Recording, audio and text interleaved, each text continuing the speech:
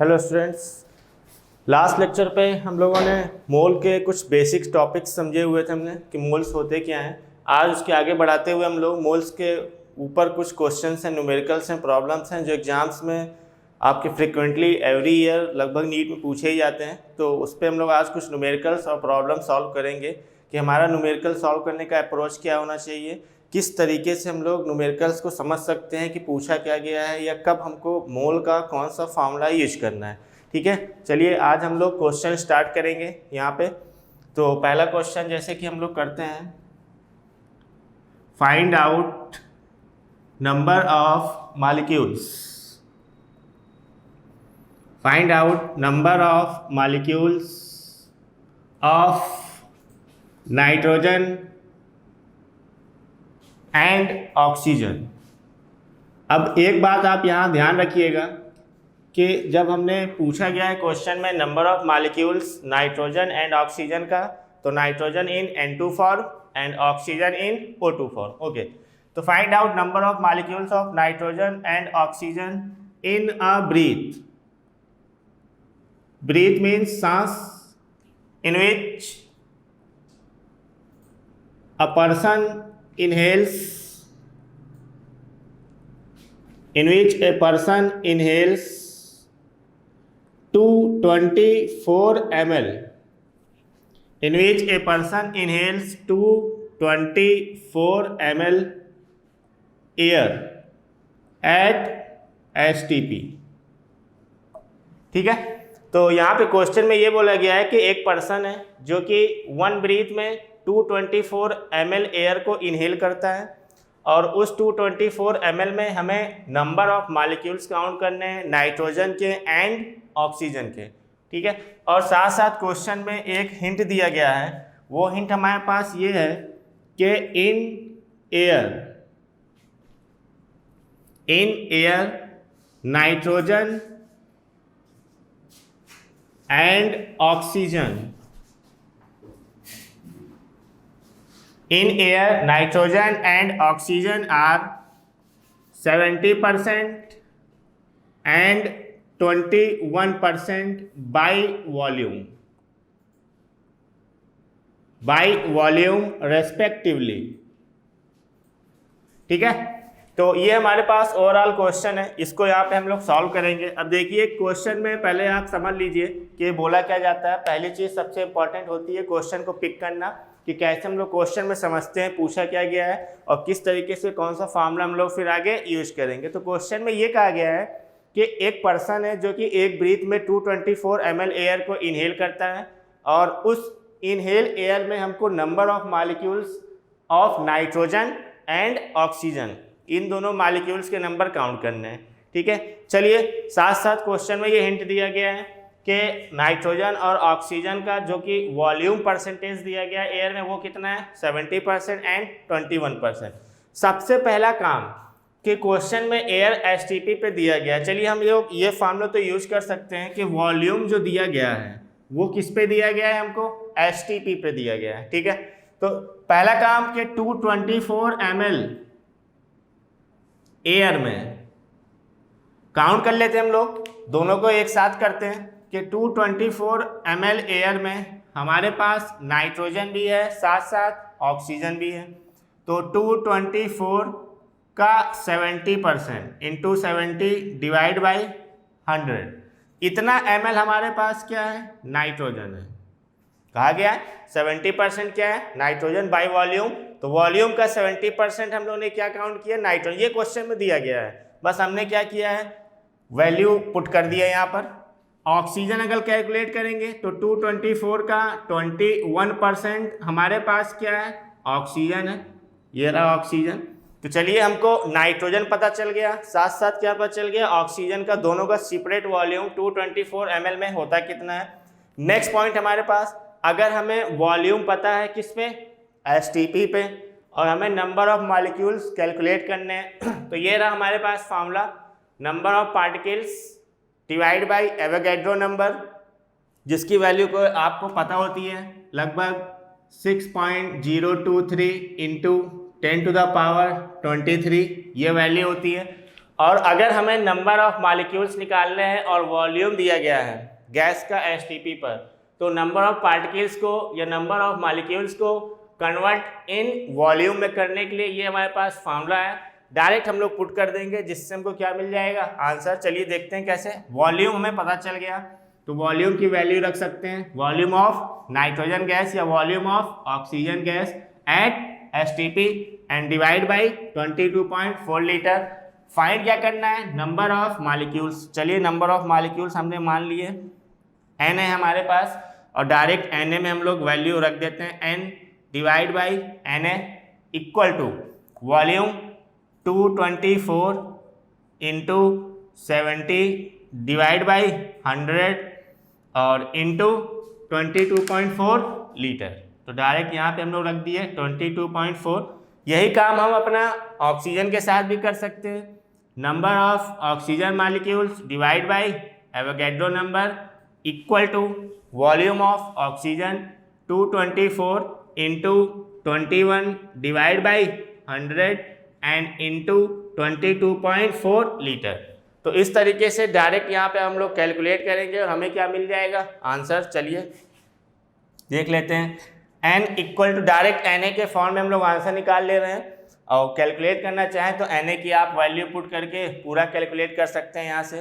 तो n की value अगर हम लोग निकालना चाहेंगे यहाँ से तो देख लीजिएगा हमारे पास ये अगर आप लोग काउंट करें 224 cancel 10 to the power minus, यहाँ पे अगर आप लोग चेक करेंगे 1 पॉइंट है तो ये कितना हो गया हमारे पास 10 हो गया। यहाँ से एक वैल्यू हटेगी 0 की 10 जो कि ऊपर जाएगा। अब हम लोग यहाँ से काउंट करना चाहें तो इजीली काउंट कर सकते हैं। ऊपर हमारे पास है 70 इंटू 224, यहाँ से कैंसिल हो गया। यहाँ बचा हमारे पास कितना 10 जो ऊपर जाएगा 10 पावर माइनस 1 और -1 0 कैंसिल। तो डायरेक्ट हमको नंबर ऑफ मॉलिक्यूल्स मिल गए लगभग कितने 7 Na के बराबर। ठीक है, इसी तरीके से यहाँ भी कैलकुलेट कर सकते हैं। अब देखिए कैलकुलेशन वाला पार्ट वो एवरेज स्टूडेंट्स का अपनी स्किल है कि किस तरीके से आप कितना फास्ट कैलकुलेट करते हो। तो उसके लिए आप मैक्सिमम प्रैक्टिस करो कैलकुलेशन की, तो आपको इजीली आने लग जाएगा। यहाँ पे भी हम लोग कैलकुलेट करना चाहें तो इजीली देख सकते हैं Na फॉर्म में आंसर अगर हमें निकालना है तो यहाँ पे भी हमारे पास वैल्यू कितनी आ जाएगी 2.1 Na। तो ये इस तरीके से क्वेश्चन है हमारे पास कि अगर वॉल्यूम दिया गया हो और नंबर ऑफ पार्टिकल्स में कन्वर्ट किया गया हो और वॉल्यूम में भी मिक्सचर दिया हो दो गैसों का, नाइट्रोजन और ऑक्सीजन का, तो सबसे पहले आप दिए गए टोटल वॉल्यूम में डिवाइड कर लीजिए कि किस गैस के वॉल्यूम कितना है। बस उसके बाद फिर आपके सिंपल फॉर्मूले नंबर ऑफ पार्टिकल्स निकालना है, जिसको कि हम लोग इक्वल कर देंगे किसके वॉल्यूम ऑफ गैस के, किस पर एसटीपी पर। और डायरेक्ट यहाँ से हमको number of molecules of nitrogen 7 Na and number of molecules of oxygen 2.1 Na easily calculate हो जाएगा। ठीक है, तो ये इस टाइप से हमारे पास कुछ क्वेश्चंस हैं जो एग्जाम में पूछे जाते हैं। चलिए नेक्स्ट क्वेश्चन की तरफ हम लोग बढ़ते हैं अब आगे। देखिए क्वेश्चन को समझने के लिए आपका ये समझना बहुत ज़रूरी है कि क्वेश्चन में डाटा दिया कौन सा गया है और हमें फाउंड क्या करना है। और मोल में ओवरऑल हमारे पास बस यही फार्मूले हैं मोल्स को कैलकुलेट करने के लिए, या मोल्स को मास में, मास को पार्टिकल्स में, पार्टिकल्स को वॉल्यूम में कन्वर्ट करने के लिए। और इसी में लगभग आपके एग्जाम में लगभग हर साल एक क्वेश्चन जरूर पुट कर देता है जो आपको सॉल्व करना होता है। काफ़ी इजी होता है आसानी से हम लोग कर सकते हैं। ठीक है, चलिए नेक्स्ट क्वेश्चन की तरफ हम लोग बढ़ते हैं। अब यहाँ पे काफ़ी इंपॉर्टेंट क्वेश्चन है, देखिएगा। Calculate number of atoms. इस बार हमको एटम्स के नंबर कैलकुलेट करने कह रहा है। Calculate number of atoms in 16 gram of O2 and O3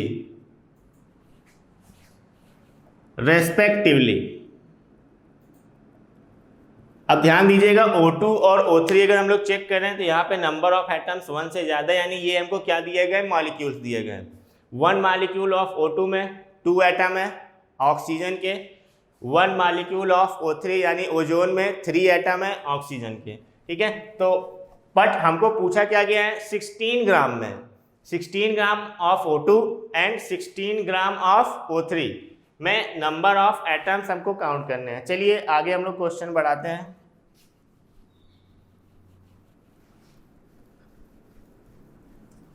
कि कैसे हम लोग नंबर ऑफ एटम्स अपने कैलकुलेट करेंगे।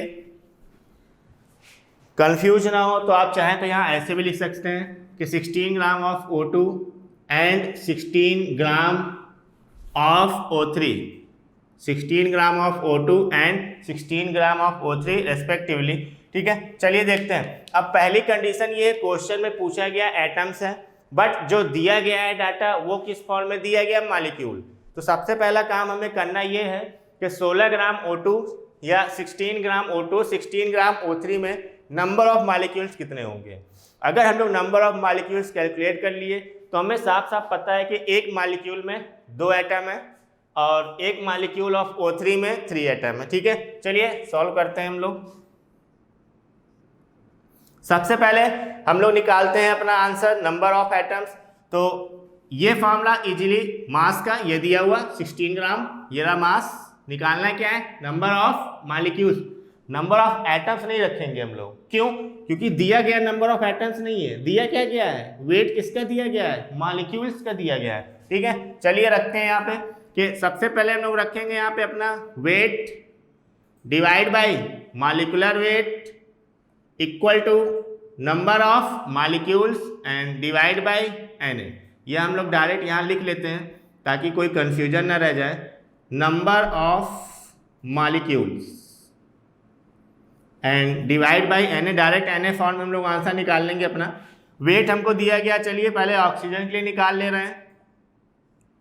16 gram divide by molecular weight oxygen का 32 equal to number of molecules N से रिप्रेजेंट कर ले रहे हैं N and divide by Na। तो यहाँ पे अगर हम लोग नंबर ऑफ मॉलिक्यूल्स निकालना चाहें N की वैल्यू तो हमारे पास कितनी आ गई, Na एंड डिवाइड बाई 2। अब ध्यान रखिएगा ये जो N हमारे पास आया है ये N है क्या, नंबर ऑफ मॉलिक्यूल्स है। और हमें पता है कि 1 molecule of O2 equal to 2 atom of oxygen. 1 molecule of O2 equal to 2 atom. ठीक है, तो हमारे पास टोटल मॉलिक्यूल आए कितने हैं, Na/2। तो अगर Na/2 मॉलिक्यूल्स के लिए हम लोग निकालना चाहें तो Na/2 molecules of O2 equal to Na/2 into 2 atoms. और यहाँ से अगर हम लोग निकालना चाहें तो डायरेक्ट हमारे पास आंसर कितना आ गया, अब साफ साफ दिखाई दे रहा है हमको, कितना मिल गया हमारे पास, Na एटम के बराबर। इसी तरीके से हम लोग इसी फार्मूले में O3 के लिए भी निकाल सकते हैं, सेम फार्मूला यूज करेंगे।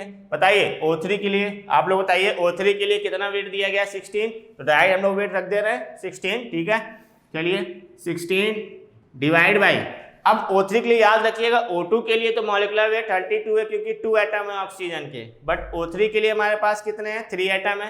तो O3 के लिए जो हमारे पास मॉलिक्यूलर वेट आया कितना हो गया, 48। Okay, equal to number of molecules and divide by Avogadro number. Direct Na form में हम लोग आंसर निकाल रहे हैं अभी। तो यहाँ से हमको जो वैल्यू निकल के आ गई किसकी, number of molecule 16 gram of O3 molecules में वो कितनी आई हमारे पास, Na/3। बस अब देखिए यहाँ पे जैसा कि हमने यहाँ लिखा हुआ है कि 1 मॉलिक्यूल ऑफ O2 में 2 एटम है, इसी तरीके से 1 molecule of O3, 1 molecule of O3 में कितने एटम है हमारे पास, 3 एटम। ठीक है, ऑक्सीजन के कितने एटम है, 3 एटम है। टोटल मॉलिक्यूल कितने आए जो हमने कैलकुलेट किए हुए हैं, Na/3। तो Na/3 मॉलिक्यूल में हमारे पास टोटल एटम कितने हो गए, Na एटम। ठीक है, तो इस तरीके से डायरेक्ट हमको क्या मिल गया, एटम। अब देखिए यहाँ पे क्या है कि कुछ स्टूडेंट डायरेक्ट ऐसा करते हैं कि चलो हमको फार्मूला तो पता है, number of particles divide by Na, और उसको मास के बराबर कर दिया, मास डिवाइड बाय मॉलिक्यूलर मास। अब वो ये ध्यान देना भूल जाते हैं कि क्वेश्चन में दिया क्या गया था, मॉलिक्यूल्स, पूछा क्या गया था, एटम्स। बहुत बड़ी गलती एग्जाम में जल्दबाजी में टाइम की कमी की वजह से होती है। तो ऑलवेज याद रखिए कि क्वेश्चन में एटम पूछा गया है और जो डाटा मास जो दिया गया है वो मॉलिक्यूल का दिया गया है। तो सबसे पहले आपको क्या करना है, नंबर ऑफ मॉलिक्यूल्स कैलकुलेट करने हैं, और मॉलिक्यूल से 1 मॉलिक्यूल के लिए एटम के नंबर आपको साफ साफ दिखाई देंगे क्वेश्चन में, जिससे हम लोग आसानी से क्या निकाल सकते हैं, अपना नंबर ऑफ एटम। काफ़ी इंपॉर्टेंट क्वेश्चन है और अक्सर इस टाइप के क्वेश्चन एग्जाम में जहाँ आते हैं। छोटा सा पॉइंट है, बस वो आपको ध्यान देना है, ठीक है। तो ये था हमारे पास इस टाइप के क्वेश्चन। चलिए आगे बढ़ते हैं नेक्स्ट क्वेश्चन के लिए। देखिए इसी टाइप के क्वेश्चन एग्जाम में छोटे छोटे काफ़ी आते हैं।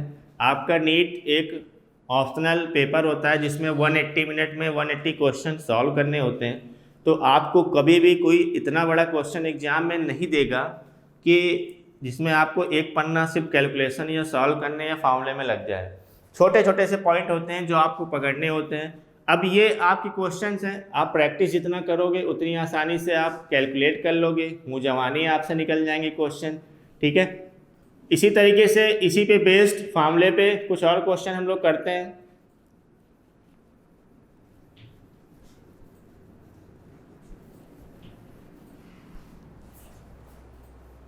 Next question, find out number of molecules and number of atoms. दोनों निकालेंगे हम लोग इन डिफरेंट पॉइंट में हम लोग कर ले रहे हैं। Number of molecules, number of atoms. सबसे पहला इन 127 ग्राम आयोडीन। सबसे पहले 127 ग्राम आयोडीन इन I2 फॉर्म, ठीक है। तो 127 ग्राम आयोडीन में हमें कैलकुलेट करने number of molecules, number of atoms. बताइए 127 ग्राम क्या दिया गया, वेट यानी मास डायरेक्ट रख ले रहे हैं, ठीक है। मास डिवाइड बाय मॉलिक्यूलर वेट, क्योंकि ये क्या दिया हुआ है, मॉलिक्यूल्स है। तो 127 एंड डिवाइड बाय, अब ये थोड़ा आपको याद रखना पड़ेगा कि आयोडीन के लिए जो एटॉमिक वेट होता है वो कितना होता है, 127 ही होता है। और नंबर ऑफ एटम्स अगर आप आयोडीन मॉलिक्यूल में देखेंगे कितने हमारे पास, 2 हैं। तो 2 × 127 इक्वल टू, फाइंड क्या करना है, नंबर ऑफ पार्टिकल्स। यहाँ पे नंबर ऑफ पार्टिकल्स किसके बारे में बात कर रहा है, नंबर ऑफ मॉलिक्यूल्स। तो number of molecules divide by Na। तो डायरेक्ट यहाँ से हम लोग नंबर ऑफ मॉलिक्यूल्स कैलकुलेट कर ले रहे हैं अपने। n की वैल्यू हमारे पास कितनी आ गई यहाँ पर, Na/2। तो ये तो हमको क्या मिल गया, नंबर ऑफ मॉलिक्यूल्स मिल गए।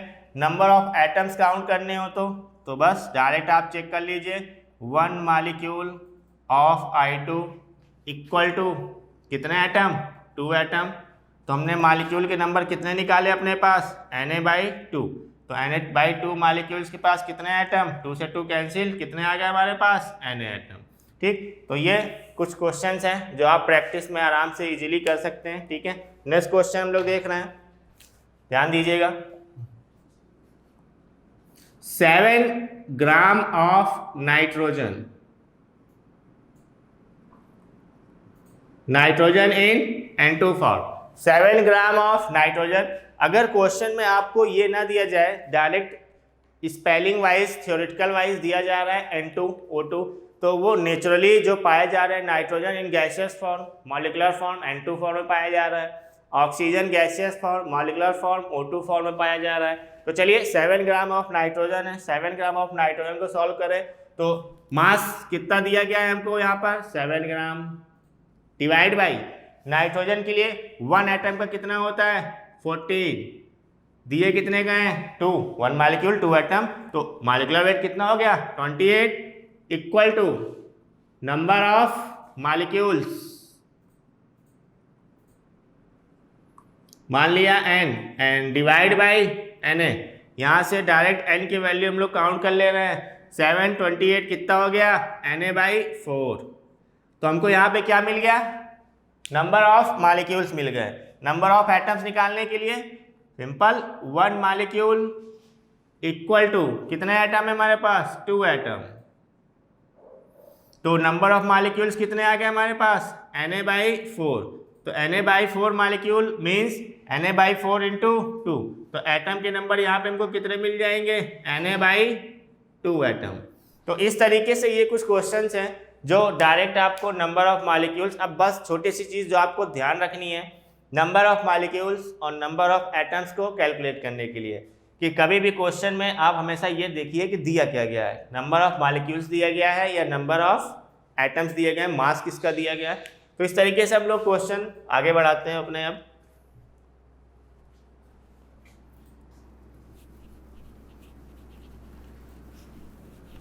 अब देखिए नंबर ऑफ पार्टिकल्स, क्योंकि आपके पास मॉलिक्यूल भी हो सकते हैं, एटम्स भी हो सकते हैं, समटाइम आयंस भी पूछ लेता है, या इसके अलावा इलेक्ट्रॉन प्रोटॉन न्यूट्रॉन्स भी होते हैं। ठीक है, तो चलिए अब next question electron proton neutron के बेस पे भी हम लोग कर ले रहे हैं यहाँ पर।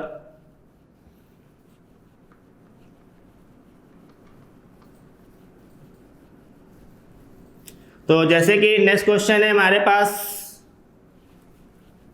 Calculate the number of molecules, atoms, electrons, protons and neutrons. सारी चीज़ें एक साथ हम लोग कैलकुलेट करते हैं। ठीक है, चलिए देखिए, और जो डाटा दिया गया है हमको वो दिया गया है मास में इन 4.25 ग्राम ऑफ अमोनिया। अमोनिया याद रखिएगा एक मॉलिक्यूल है, more than one atom. In one molecule of ammonia 1 atom of nitrogen and 3 atoms of hydrogen. Okay, in 4.25 gram of ammonia. अब सारी चीजें हम लोग निकालते हैं। ठीक है, पूरा क्वेश्चन क्या लिखें, नंबर ऑफ मॉलिक्यूल्स भी हम लोग कैलकुलेट कर लेंगे, नंबर ऑफ एटम भी हम लोग कैलकुलेट कर लेंगे, सारी चीजें यहाँ से हम लोग कैलकुलेट करने की कोशिश करते हैं। चलिए देखिए 4.25 ग्राम ऑफ अमोनिया, सबसे पहले हम लोग निकालते हैं नंबर ऑफ मॉलिक्यूल्स। अब बताइए पहली चीज, weight 4.25 gram divide by ammonia का molecular weight 14 for nitrogen. Hydrogen के लिए एटॉमिक वेट कितना होता है 1, 3 हाइड्रोजन एटम, 1 × 3 3 + 14 17। ओके, यहाँ पे हमने रख लिया मॉलिक्यूलर वेट कितना 17। तो 4.25 mass divide by molecular mass equal to number of molecules, equal to क्या, नंबर ऑफ मॉलिक्यूल्स, क्योंकि दिया क्या गया है अमोनिया, अमोनिया होता ही मॉलिक्यूल है, डिवाइड बाई Na। अब यहाँ से अगर हम लोग वैल्यू यहाँ से कैलकुलेट करनी चाहें अपने डायरेक्ट Na फॉर्म में, तो नंबर ऑफ मॉलिक्यूल्स हमारे पास कितने हो गए, N equal to Na form में कर ले रहे हैं। यहाँ से इसको आप लोग कैलकुलेट करिए, बताइए ये कितना आ जाएगा हमारे पास 34, 2.5 कितना हो गया 0.25 Na। ठीक है, तो हमारे पास नंबर ऑफ मॉलिक्यूल्स कितने आ गए यहाँ से 0.25 Na। अगर नंबर ऑफ मॉलिक्यूल्स 0.25 Na है, अब यहाँ पे हम लोग निकालते हैं number of atom. 1 molecule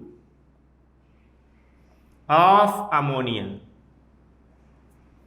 ammonia के 1 मॉलिक्यूल में बताइए कितने एटम है, 1 नाइट्रोजन का, 3 हाइड्रोजन का, 4 एटम। अब हमारे पास 4.25 ग्राम ऑफ अमोनिया में कितने नंबर ऑफ मॉलिक्यूल्स कैलकुलेट किए हमने 0.25 Na। तो बस अब हमें 0.25 Na मॉलिक्यूल्स ऑफ अमोनिया में नंबर ऑफ एटम निकालने हैं। 4 से डायरेक्ट हम लोग क्या कर देंगे मल्टीप्लाई, तो ये हो गया हमारे पास कितना 0.25 × 4 Na, 25 × 400। तो यहाँ से डायरेक्ट नंबर ऑफ एटम कितने मिल गए हमको Na एटम के बराबर। ठीक है, अब तीसरी चीज कैलकुलेट करते हैं हम लोग इलेक्ट्रॉन के नंबर। कैसे करेंगे, सबसे पहले हम लोग निकाल लेते हैं 1 मॉलिक्यूल ऑफ अमोनिया में इलेक्ट्रॉन होते कितने हैं। चलिए, so 1 molecule of ammonia equal to, अब बताइए नाइट्रोजन के पास इलेक्ट्रॉन कितने, एटॉमिक नंबर, क्योंकि आइसोलेट एटम में विदाउट चार्ज है, कोई चार्ज नहीं है, तो नाइट्रोजन के पास 7 इलेक्ट्रॉन। हाइड्रोजन के पास कितने इलेक्ट्रॉन होते हैं 1, टोटल हाइड्रोजन कितने हैं 3, तो 7 इलेक्ट्रॉन नाइट्रोजन के, 3 इलेक्ट्रॉन H3 हाइड्रोजन के लिए, तो टोटल इलेक्ट्रॉन कितने हो गए हमारे पास 10 इलेक्ट्रॉन। तो 1 molecule of ammonia equal to 10 electron. Total molecule हमने काउंट कर रखे हैं कितने हमारे पास 0.25 Na मॉलिक्यूल। तो 0.25 Na मॉलिक्यूल के पास इलेक्ट्रॉन नंबर कितने हो जाएंगे? 0.25 इंटू 10 इलेक्ट्रॉन। तो यहाँ से वैल्यू Na की वैल्यू भी आप रख दीजिए, Na 0.25 क्योंकि Na था, ठीक है। तो यहाँ पे हमारे पास आ गया 2.5 Na इलेक्ट्रॉन, ठीक। इसी तरीके से हम लोग क्या काउंट कर सकते हैं? प्रोटॉन भी कर सकते हैं। देखिए इधर 1 molecule of ammonia equal to, अब आइसोलेटेड एटम में number of electron and number of proton always क्या होते हैं? सेम मीन्स इक्वल होते हैं। तो जितने इलेक्ट्रॉन नंबर थे अमोनिया में 10 इलेक्ट्रॉन, वही उसके क्या होंगे? प्रोटॉन। या बेसिकली आप ऐसे बोल सकते हो कि नंबर ऑफ प्रोटॉन ये हमारे पास किसी एटम के लिए क्या होता है? उसका एटॉमिक नंबर होता है, ठीक है। तो यहाँ से हम लोग निकालते हैं अपना किसी भी एक मॉलिक्यूल में नंबर ऑफ प्रोटॉन्स के, हमारे पास नंबर ऑफ प्रोटॉन्स होंगे कितने, ठीक। तो 1 molecule of NH3 equal to हो गए हमारे पास 7 प्रोटॉन नाइट्रोजन के, 3 हो गए हाइड्रोजन के, तो टोटल कितने हो गए हमारे पास? 10 प्रोटॉन 0.25 Na मॉलिक्यूल्स में। तो यहाँ पे हमारे पास कितना आ गया? 2.5 Na प्रोटॉन, ठीक है। इसी तरीके से इलेक्ट्रॉन निकाला, प्रोटॉन निकाला, न्यूट्रॉन भी हम लोग कैलकुलेट कर सकते हैं। देखते हैं कैसे कर लेंगे। अब एक चीज़ यहाँ याद रखिएगा कि अगर मॉलिक्यूल में आपका हाइड्रोजन एटम है तो हाइड्रोजन एटम वो होता है जिसके पास न्यूट्रॉन नंबर कितने होते हैं? नहीं होते हैं, 0।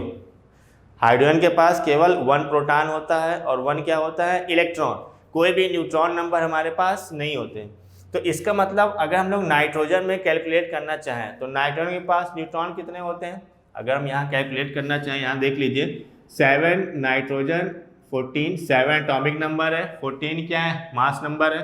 तो यहाँ से अगर हम लोग न्यूट्रॉन नंबर निकालना चाहेंगे, न्यूट्रॉन के नंबर, तो न्यूट्रॉन नंबर कितने हो गए? Mass number minus atomic number, कितना आ गया हमारे पास? 7, ठीक। तो नाइट्रोजन के पास तो न्यूट्रॉन नंबर कितने हो गए? 7, बट हाइड्रोजन के पास कोई भी न्यूट्रॉन नंबर नहीं है, होते ही नहीं है, ठीक है। तो हाइड्रोजन के हो गए 0 बट नाइट्रोजन के 7।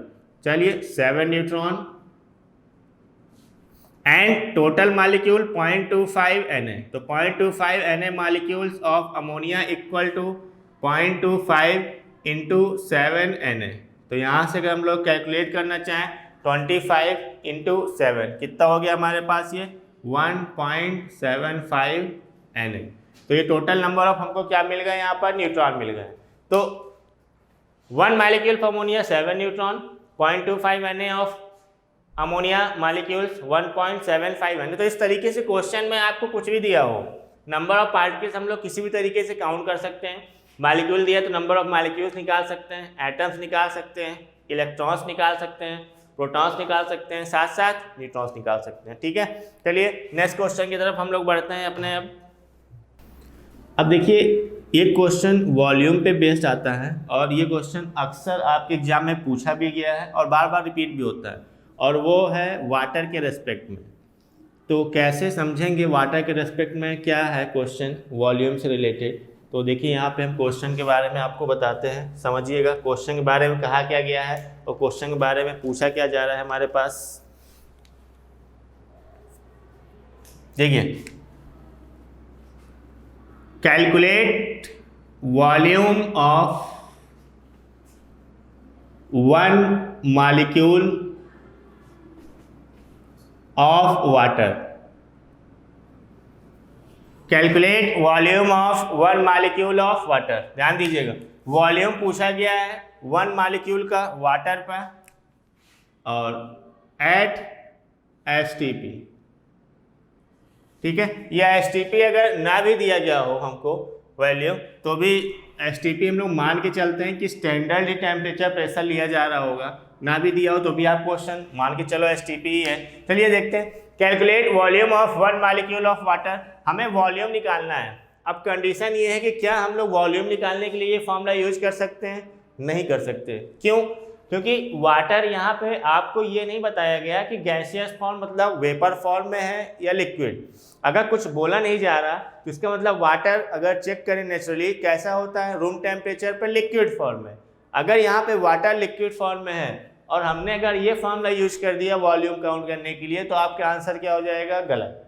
ठीक है, तो फिर करेंगे क्या, देखिए करते क्या है हम लोग कि वॉल्यूम निकालने के लिए एक सिंपल सा फॉर्मूला है हमारे पास, density equal to mass by volume. छोटी क्लासों में, स्मॉल क्लासों में हम लोगों ने पढ़ा हुआ है density equal to mass by volume. और हमें ये पता होता है कि वाटर की डेंसिटी, और अगर नहीं पता तो आप याद कर लीजिए, ये होता है हमारे पास 1 ग्राम पर ml।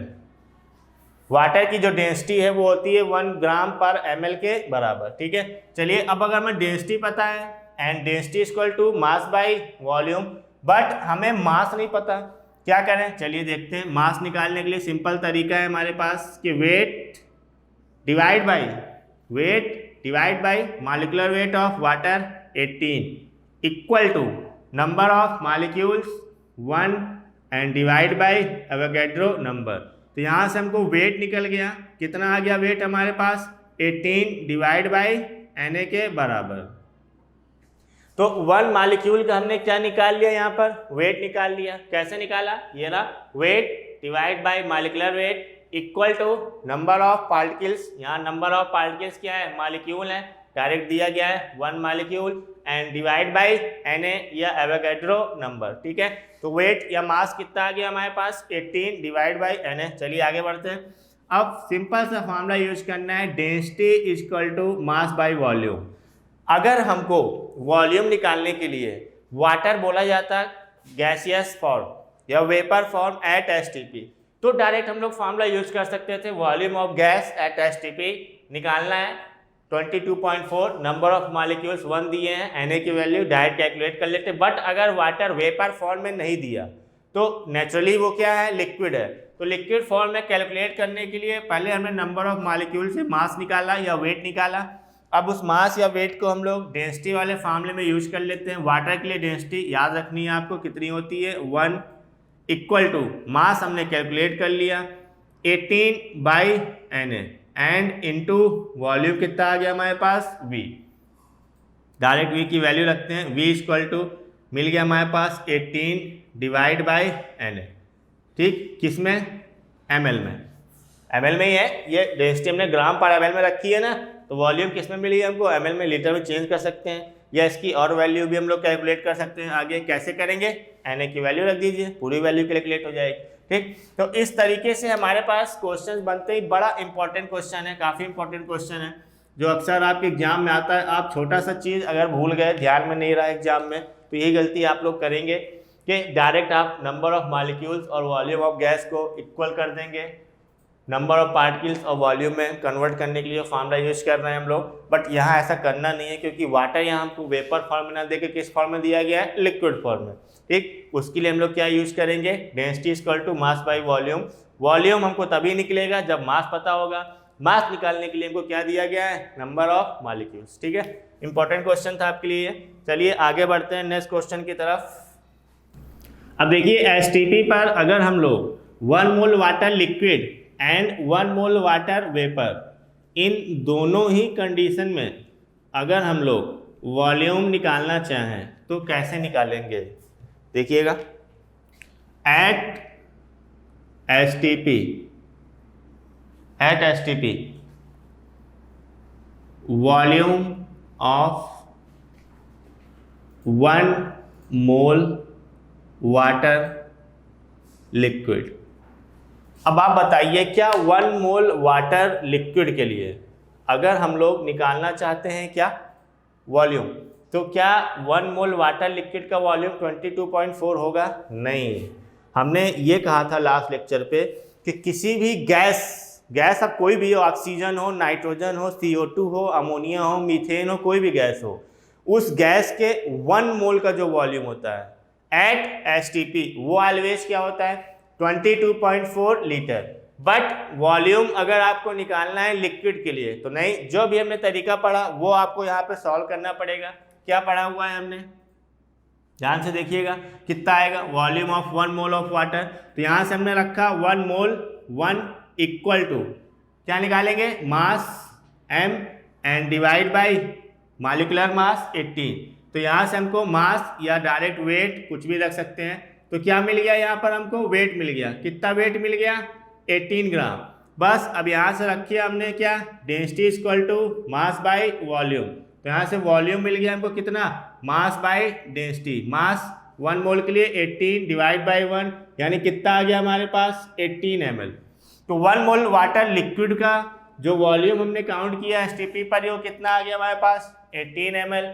सेकेंड चीज, अगर यही वॉल्यूम ऑफ 1 मोल वाटर इस बार लिक्विड ना देके क्या दिया गया है, गैस, बताइए गैस के लिए हो गया एसटीपी पर वॉल्यूम 1 मोल वाटर गैसियस के लिए कितना, कोई भी हो गैसियस फॉर्म आपका, वाटर हो, CO2 हो, कोई भी हो।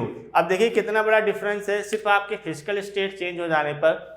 लिक्विड है तो वॉल्यूम कितना 1 मोल का, 18 ml। गैस है तो 1 मोल के लिए वॉल्यूम कितना आता है हमारे पास, 22.4 लीटर। ठीक, तो ये छोटी छोटी चीज़ें हैं जो आपको ध्यान रखनी है यहाँ पर। चलिए आगे बढ़ते हैं हम लोग अब नेक्स्ट क्वेश्चन की तरफ।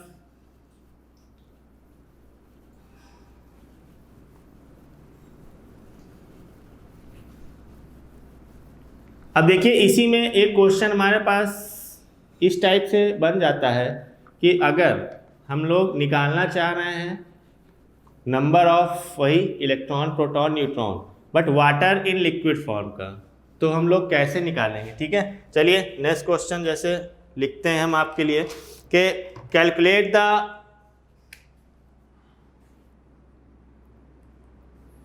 Number of electron, proton and neutron in 1.8 ml of water. Calculate the number of electron, proton and neutron in 1.8 ml of water. ठीक है, चलिए आगे करते हैं इसको, क्वेश्चन को कैसे करेंगे वही चीज देखिए। वॉल्यूम दिया गया 1.8 ml, वाटर कुछ नहीं बोला, यानी क्या है, नेचुरली लिक्विड। ठीक, अब लिक्विड के लिए इलेक्ट्रॉन, प्रोटॉन, न्यूट्रॉन लोग निकाल तो लें, बट हमें ये पता है कि 1 मॉलिक्यूल ऑफ वाटर में इलेक्ट्रॉन, प्रोटॉन, न्यूट्रॉन कितने होते हैं, बट हमें टोटल मॉलिक्यूल निकालने हैं। टोटल मॉलिक्यूल निकालने के लिए क्या निकालना पड़ेगा हमको, सिंपल है, मास। मास के लिए वॉल्यूम डाइड करते हैं। चलिए तेजी से, अब तुम लोगों ने क्वेश्चन कर लिए, density equal to mass by volume. यहाँ से मास निकालने के लिए डेंसिटी इंटू वॉल्यूम, तो मास हो गया डेंसिटी वाटर की 1 ग्राम पर ml इंटू वॉल्यूम, क्वेश्चन में दिया गया है 1.8। तो यहाँ से हमको मास या मास ऑफ वाटर कितना मिल गया, बोलिए मास ऑफ वाटर कितना मिल गया, 1.8 ग्राम। ठीक है, चलिए आगे बढ़ते हैं। मास अगर हमें मिल गया, इलेक्ट्रॉन, प्रोटॉन निकालने हैं, तो अब सेकंड का हम लोग क्या करें, मास से क्या निकाल ले रहे हैं, अपना नंबर ऑफ मॉलिक्यूल्स। मास 1.8, ये रहा वेट या mass, divide by molecular weight. Water के लिए molecular weight 18 equal to number of molecules and divide by Na, divide by Na। यहाँ से हमने निकाला नंबर ऑफ मॉलिक्यूल्स कितने मिल गए हमको, 0.1 Na।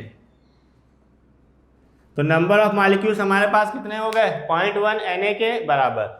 अब हम लोग कैलकुलेट करना चाहें इलेक्ट्रॉन, प्रोटॉन, न्यूट्रॉन। चलिए देख ले रहे हैं। 1 मॉलिक्यूल ऑफ वाटर, एक मॉलिक्यूल वाटर में कितने इलेक्ट्रॉन है, ऑक्सीजन के पास 16 इलेक्ट्रॉन, 2 इलेक्ट्रॉन ऑफ हाइड्रोजन, तो 16 + 2 कितने हो गए हमारे पास, 18 इलेक्ट्रॉन। ठीक है, टोटल मॉलिक्यूल कितने हमने काउंट किए हुए हैं, 0.1 Na। अभी क्वेश्चन किए थे इस टाइप के, वही है 0.1 Na का मतलब यहाँ पे कितना हो गया हमारे पास, 1.8 Na इलेक्ट्रॉन। ठीक है, इसी तरीके से 1 मॉलिक्यूल ऑफ वाटर में अगर प्रोटॉन काउंट करें तो भी कितने होंगे, 18, 16 कितने हो गए, सॉरी हम लोग को इलेक्ट्रॉन निकालने हैं ना कि प्रोटॉन, न्यूट्रॉन। तो इलेक्ट्रॉन निकालने के लिए देखिए थोड़ा सा मिस्टेक हो गई यहाँ पे। अगर हमें इलेक्ट्रॉन काउंट करने, हमने मास कैलकुलेट कर लिया, 1 मॉलिक्यूल ऑफ वाटर में अगर इलेक्ट्रॉन काउंट करने हैं, ऑक्सीजन के पास होते हैं 8 इलेक्ट्रॉन और हाइड्रोजन के पास कितने होते हैं 2, तो 8 + 2 कितने हो गए हमारे पास यहाँ पे 10 इलेक्ट्रॉन। तो 0.1 Na में अगर हम लोग निकालना चाहेंगे तो इलेक्ट्रॉन नंबर कितने आ जाएंगे हमारे पास Na इलेक्ट्रॉन। यहाँ भी चेक कर लीजिएगा 1 मॉलिक्यूल ऑफ वाटर में हमारे पास 8 प्रोटॉन ऑक्सीजन के और 2 किसके हो गए हाइड्रोजन के। तो 0.1 Na मॉलिक्यूल्स में यहाँ पे हमने मास रख दिया था, मास नहीं रखना, यहाँ पे एटॉमिक नंबर है, इलेक्ट्रॉनिक नंबर बराबर होगा इलेक्ट्रॉन प्रोटॉन के, ठीक है। तो water equal to proton number कितने हो जाएंगे हमारे पास यहाँ पे सेम Na प्रोटॉन। अब फिर वही न्यूट्रॉन नंबर निकालने के लिए हाइड्रोजन के पास कंडीशन वही, अगर मॉलिक्यूल में कोई एटम हाइड्रोजन है तो यहाँ ये चीज़ ध्यान रखनी है कि हाइड्रोजन के पास न्यूट्रॉन नंबर कितने होते हैं 0, कोई न्यूट्रॉन नहीं पाया जाता। तो ओनली न्यूट्रॉन किसके पास हो गए ऑक्सीजन के पास। तो अगर हम लोग ऑक्सीजन में निकालना चाहें तो 1 molecule of H2O equal to होते हैं 8 न्यूट्रॉन। सिर्फ ऑक्सीजन के 8 न्यूट्रॉन, हाइड्रोजन के पास होंगे नहीं। तो 0.1 Na में तो 0.1 × 8 × Na, ये हमारे पास क्या निकल के आ जाएंगे न्यूट्रॉन नंबर, ठीक। तो इस तरीके से जब गैसियस फॉर्म दिया हो उसका भी हमने क्वेश्चन देखा कि किसी भी गैसियस के लिए total number of molecules, atoms, electron, proton, neutron कैसे कैलकुलेट करते हैं। या हमारे पास कोई लिक्विड फॉर्म दिया हो तो पहले लिक्विड फॉर्म को लिए ये इंपॉर्टेंट है, density equal to mass by volume से या तो हम लोग मास निकाल लेंगे या कभी समटाइम्स मास दिया होता है तो क्या निकाल लेंगे वॉल्यूम निकाल लेंगे, ठीक है। तो डायरेक्ट यहाँ से हम लोग फिर क्या कैलकुलेट कर सकते हैं अपना इलेक्ट्रॉन, प्रोटॉन एंड न्यूट्रॉन, जो कि आसानी से हम लोग क्या कर सकते हैं कैलकुलेट कर सकते हैं, ठीक है। चलिए नेक्स्ट क्वेश्चन की तरफ हम लोग आगे अब बढ़ते हैं, अपना आगे बढ़ाते हैं क्वेश्चंस को। देखिए एक क्वेश्चन हम लोग AMU के बेस पे भी कर ले रहे हैं कि लास्ट लेक्चर पे हम लोग ने AMU ग्राम में डिफरेंस समझा था। जैसे कि क्वेश्चन है हमारे पास calculate number of atom in 56 AMU, ना कि ग्राम, क्या दिया गया है AMU ऑफ नाइट्रोजन, ठीक। अगर ग्राम दिया जाता तो सिंपल था, number of atoms divide by Na, weight in gram divide by atomic weight, ठीक है। यहाँ से क्या मिल जाते हैं हमको नंबर ऑफ पार्टिकल्स या नंबर ऑफ एटम्स। बट हमें कैलकुलेट करने हैं AMU में। तो लास्ट लेक्चर पे हम लोगों ने ये समझा था कि अगर नाइट्रोजन के लिए 14 ग्राम बोलें तो नाइट्रोजन के लिए 14 ग्राम जो एटॉमिक वेट है वो किसका है 1 मोल नाइट्रोजन के लिए है। बट अगर हम लोग 14 AMU बोले तो वो मास किसका होता है 1 एटम ऑफ नाइट्रोजन के लिए। तो चलिए ये तो हमें पता है कि नाइट्रोजन के लिए 14 AMU equal to mass of 1 atom of nitrogen. Nitrogen के लिए जो मास होता है 1 एटम का वो कितना होता है 14 AMU। बस सिंपल है, अब आप बताइए 56 AMU। तो 56 AMU के लिए 14 AMU में अगर 1 एटम आ रहे हैं तो 56 AMU में कितने एटम आ जाएंगे हमारे पास 4 एटम ऑफ नाइट्रोजन। तो डायरेक्ट हमारे पास आंसर यहाँ क्या मिल गया 4 एटम। इसी तरीके से कुछ छोटे छोटे क्वेश्चन है एग्जाम में पूछे जाते हैं, जैसे आपके NCERT में कुछ क्वेश्चन दिए गए हैं, क्या दिए गए हैं देख लेते हैं। क्वेश्चन ये दिया गया है कि 3 mole of ethane, 3 mole of ethane C2H6, 3 mole of ethane में पहला पॉइंट जो दिया गया है ये NCERT एक्सरसाइज का आपका क्वेश्चन है। 3 मोल ऑफ C2H6 में पहला पूछा गया है number of moles of atom of carbon. Simple है, देखिए होता क्या है कि अगर यहाँ पे हम लोग चेक करें 1 मोल C2H6, ठीक है 1 मोल C2H6, तो 1 मोल C2H6 में दोनों निकालते हैं हम लोग, कार्बन का भी और हाइड्रोजन का भी। तो 1 मोल C2H6 में आप देखिएगा 2 मोल कार्बन एटम, ध्यान रखिएगा बेसिक है ये, 2 मोल कार्बन एटम, ठीक है। 1 मोल C2H6 में 2 मोल कार्बन एटम है और ये 6 मोल क्या है हाइड्रोजन एटम, 6 मोल हाइड्रोजन एटम, तो 1 मोल C2H6 में 2 मोल कार्बन एटम, 6 मोल हाइड्रोजन एटम। और क्वेश्चन में दिया गया कितने, 3 मोल।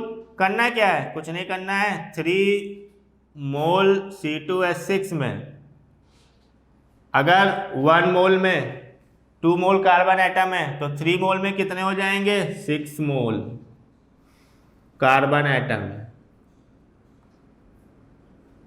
और अगर 3 मोल में 1 मोल में 6 मोल हाइड्रोजन एटम है तो 3 मोल C2H6 में कितने हो जाएंगे, 6 × 3 कितना हो गया, 18 मोल हाइड्रोजन एटम। ठीक है। इसी तरीके से एक और पॉइंट पूछा गया, उसमें नंबर ऑफ मॉलिक्यूल्स पूछे गए। अब आप हमें बताइए मोल इक्वल टू क्या होता है, number of molecules and divide by Na। तो बताइए यहाँ से नंबर ऑफ मॉलिक्यूल्स अगर हमें निकालने हैं, टोटल मोल कितने दिए गए हैं, 3 मोल, तो डायरेक्ट नंबर ऑफ मॉलिक्यूल्स कितने हो गए हमारे पास, 3Na के बराबर। ठीक है।